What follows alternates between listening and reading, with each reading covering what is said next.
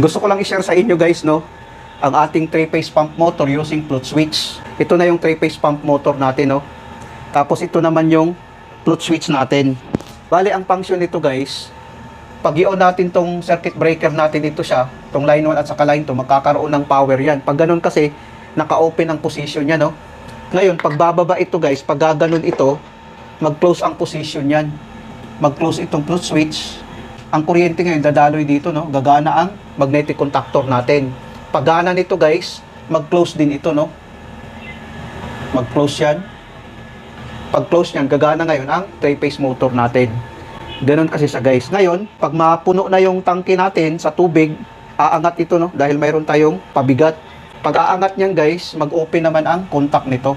Babalik to sa normal position na naka-open. Pag open guys, mamamatay ang magnetic contactor natin, no? Pagpatay ng magnetic contactor natin, mag-open naman ito. So, mamamatay ngayon ang 3-phase motor natin pag nakauntong circuit breaker natin, no? Para sa ating line 1, line 2 at saka line 3. Ang control natin guys ay 220 volts, ang motor naman natin ay 380 volts na Y connection. Ngayon, i-try natin, no, na ating paganahin.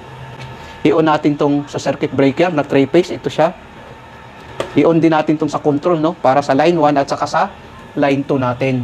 I-on din natin to. Ngayon guys, pag bababa ito guys, gagana ngayon ang pump motor natin. Try natin ngayon na ating ibaba.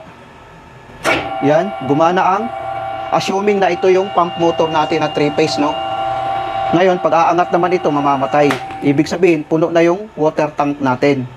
Ngayon, pag walang laman ang tangke guys, bababa ito. Pagbaba nito guys, gagana naman siya, no. Tapos, pag aangat naman, mamamatay. Ang wire na ating ginamit dito guys, ang normally open niya, pag ganung posisyon naka-normally open, ang blue at saka black. Pag ganito kasi guys, naka-normally open. Pag ito naman ay bababa, magno-normally close ito guys, no. Gagana ang magnetic contactor, gagana ang motor natin. Kung makikita natin, no. Ayan, pag aangat, mamamatay. Ganun ang function niya guys, oh. Kung makikita natin, ganun ang function niya. Ayan. Sana guys, nakapagbigay ito ng kunting kaalaman sa mga baguhan. Maraming salamat sa inyo guys. Hanggang sa muli.